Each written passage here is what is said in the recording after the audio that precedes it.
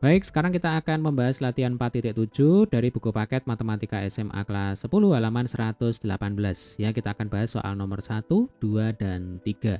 Kita ke soal nomor 1, soal pemahaman, carilah panjang sisi X dan Z. Ya, di sini ada sebuah segitiga siku-siku. Kemudian ini adalah sudut acuan ya 30 derajat.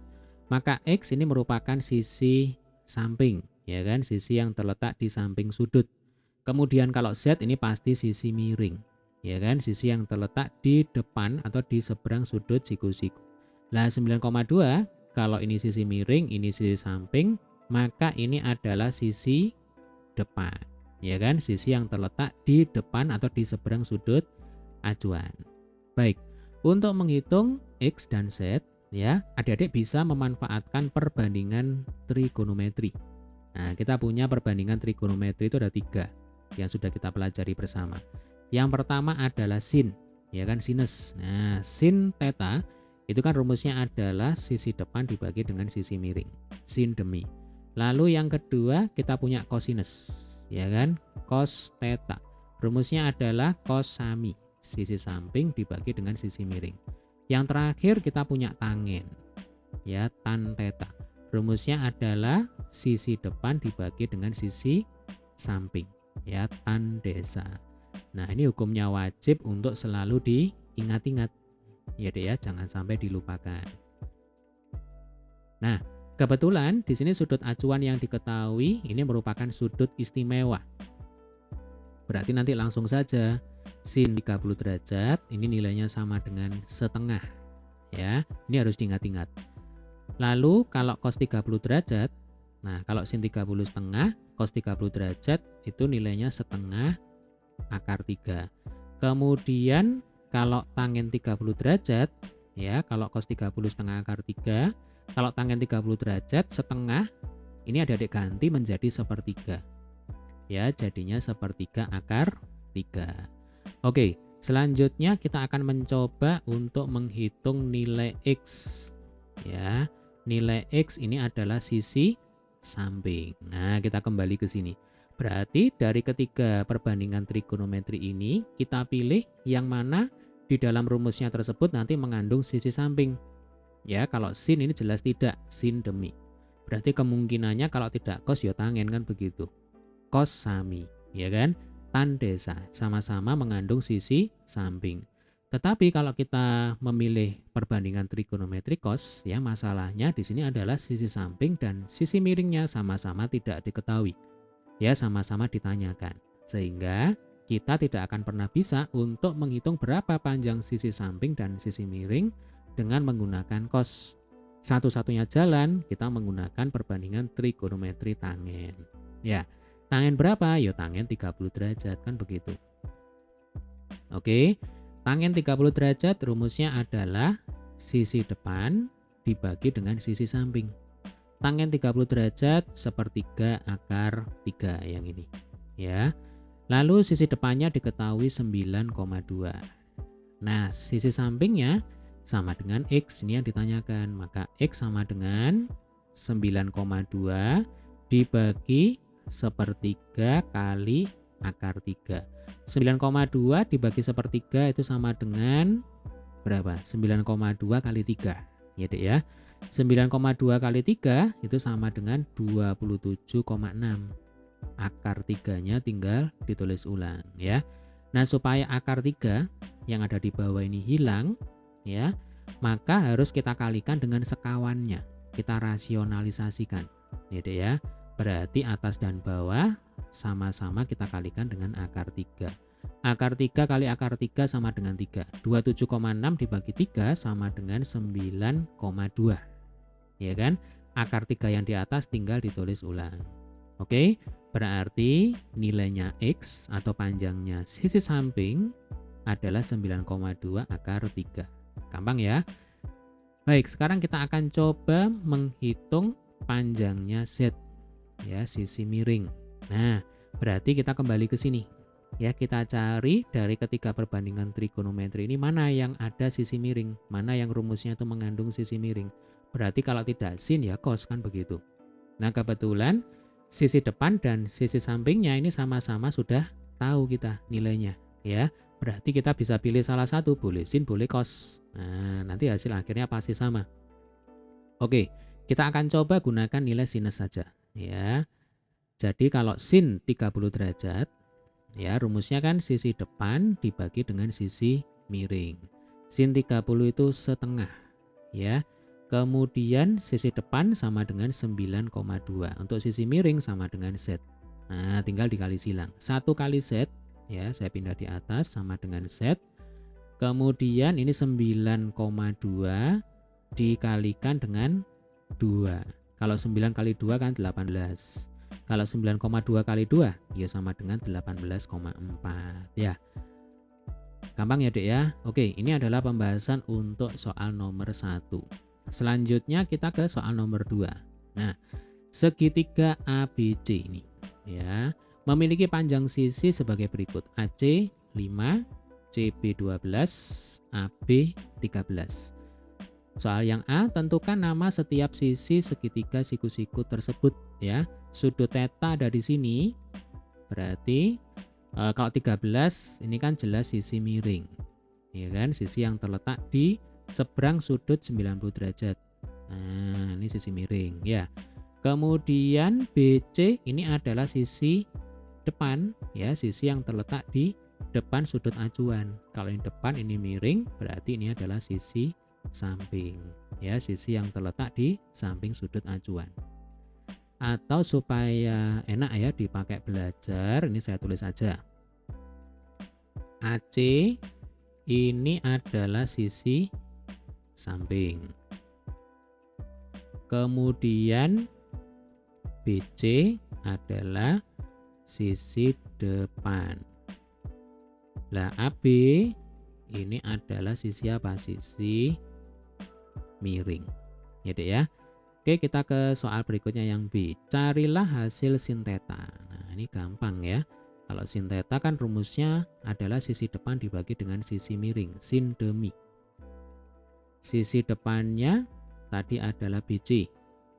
Kemudian sisi miringnya AB. Ya, tinggal dimasukkan angkanya. BC atau CB ya, Dek ya, 12. Kemudian AB 13. Nah, selesai sampai sini ya. Atau boleh kalau misalkan mau dijadikan bilangan desimal ya, boleh menggunakan kalkulator, nanti hasilnya adalah 0, sekian sekian. Nah, sekarang yang C ya, carilah hasil cos theta. Kalau sin demi, kalau cos sami. Sisi samping dibagi dengan sisi miring. Sisi sampingnya adalah sisi AC. Sisi miringnya tetap ya, AB.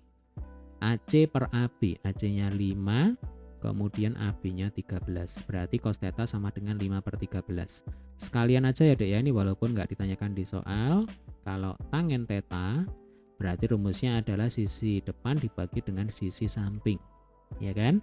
Sisi depannya adalah BC, kemudian sisi sampingnya adalah AC. Ya. BC-nya 12, kemudian AC-nya berapa AC-nya? AC-nya 5. Ya, 12 per 5 ini berarti 2, sekian sekian. Oke, ini adalah pembahasan untuk soal nomor 2. Sekarang kita ke soal nomor 3. Soal aplikasi. KLM ya adalah segitiga dengan besar sudut dan panjang seperti pada gambar di samping. Nah, ini gambarnya. Ya, siku-siku di M. Soal yang A, tentukan hasil perbandingan trigonometri berdasarkan sudut yang ditentukan. Oke, di sini ada 4 soal berarti ya. Sinus 56,3 berarti fokus ke sini ya, 56,3 derajat ini sebagai acuan. Maka nanti ini adalah sisi depan ya, Dek ya. Kalau ini pasti sisi miring. Ya, ini jelas tidak berubah, ini sisi miringnya pasti di sini. Kemudian kalau ini miring ini depan, maka ini adalah sisi samping. Ya, kita kerjakan di sini aja. Sinus 56,3 derajat berarti sin demi. Ya, KM dibagi KL. KM-nya sama dengan 3, KL-nya sama dengan akar 13. Nah, ya, kemudian kalau sin 33,7. Sin 33,7 derajat. Nah, sekarang kita pindah ya. Ini dipindah, ini dihapus supaya nggak bingung ya. Sekarang acuannya ada di sini, gitu ya. Berarti LM ini jadi sisi depan bagi sudut 33,7 derajat. Lalu KM ini jadi sisi samping. Ya, rumusnya kan tetap sin demi. Berarti sekarang LM dibagi dengan KL. LM-nya 2, terus KL-nya akar 13 ya. Selanjutnya cos 56,3. Nah, cos 56,3 derajat. Oke, ini kembali saya hapus ya. Nah, supaya semakin jelas. Ini jadi sudut acuan. Berarti ini adalah sisi depan, ini adalah sisi samping ya bagi sudut 56,3 derajat. Cos sami, samping per miring. Berarti LM dibagi KL ya Dek ya.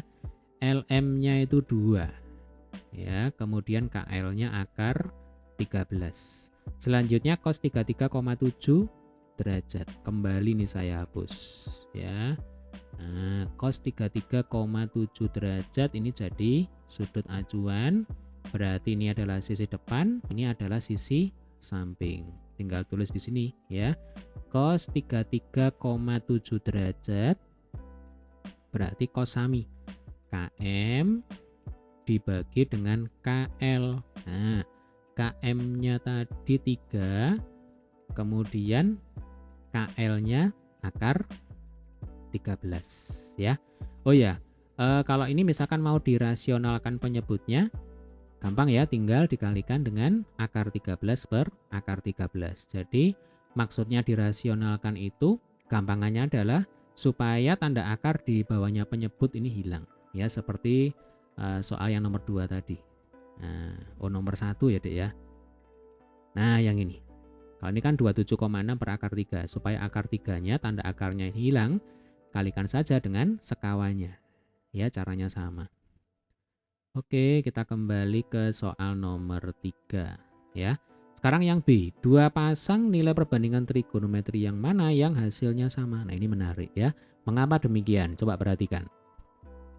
Sinus 56,3 derajat ya, kan 3 per akar 13. Ternyata cos 56 akar 3 derajat juga cos 33,7 derajat ini juga 3 per akar 13. Berarti yang ini sama dengan yang ini ya. Lalu sinus 33,7 derajat 2 per akar 13 ya. Ini sama dengan cos 56,3 derajat, sama-sama 2 per akar 13. Nah, jadi saya tulis ya.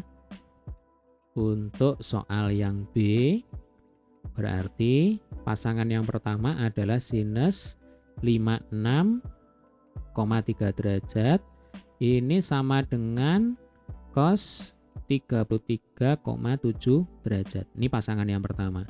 Pasangan yang kedua adalah sin 33,7 derajat sama dengan cos 56,3 derajat ya. Jadi ini kalau kita amati ya, kalau 56,3 ditambah 33,7 ini kan sama dengan 90 derajat. Ya kan? 33,7 ini kan tinggal dibalik ya. Kalau ditambah dengan 56,3 ini juga sama dengan 90 derajat. Maka kalau misalkan ini theta 1 kemudian ini theta 2, sin theta 1 itu akan sama dengan cos theta 2 ketika apa? Ketika theta 1 dan theta 2 itu sama dengan 90 derajat. Nah, itu salah satu sifat penting ya Dek ya dari trigonometri. Oke, sampai sini bisa dipahami ya, atau saya tulis saja.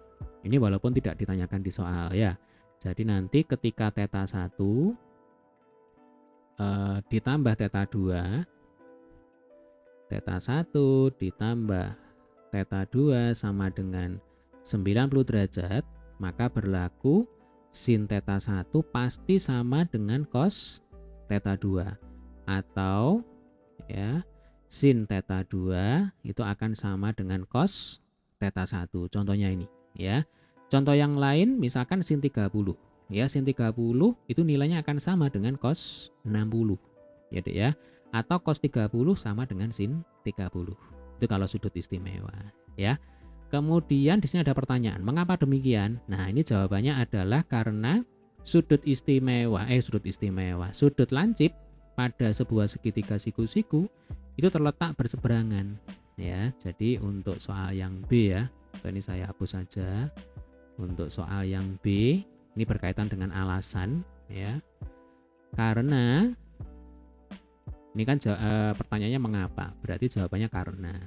Ya, karena sisi lancip pada segitiga siku-siku terletak berseberangan. Ya, nanti maksudnya ya. Jadi 33,7 ini kan berseberangan dengan 56,3 derajat. Nah, sehingga sisi depan sudut lancip yang pertama akan menjadi sisi samping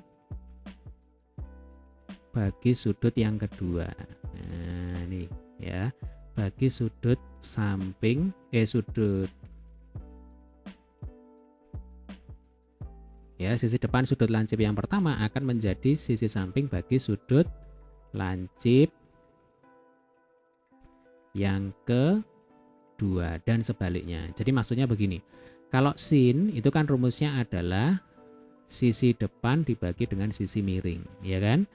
Kalau cos ya rumusnya kan sisi samping dibagi dengan sisi miring. Contohnya ini 33,7 derajat. Sisi depannya itu adalah LM ya. Ini adalah sisi depan bagi sudut 33,7 derajat. Nah, untuk sudut 56,3 derajat LM ini menjadi sisi samping ya. Jadi di sini kan alasannya karena sisi lancip sisi lancip. Oh ya bener ya, karena sisi lancip pada segitiga siku-siku terletak berseberangan. Ini berseberangan dengan ini. Sehingga sisi depan ya bagi sudut lancip yang pertama yang ini akan menjadi sisi samping bagi sudut lancip yang kedua dan sebaliknya. Ya, sehingga nanti nilai sin theta dan cos theta bagi sudut lancip yang saling berseberangan seperti ini hasilnya pasti sama. Nah, kira-kira seperti itu. Oke, jelas ya? Baik, demikian tadi adalah pembahasan untuk soal nomor 1, 2, dan 3. Sampai ketemu di video pembahasan soal berikutnya.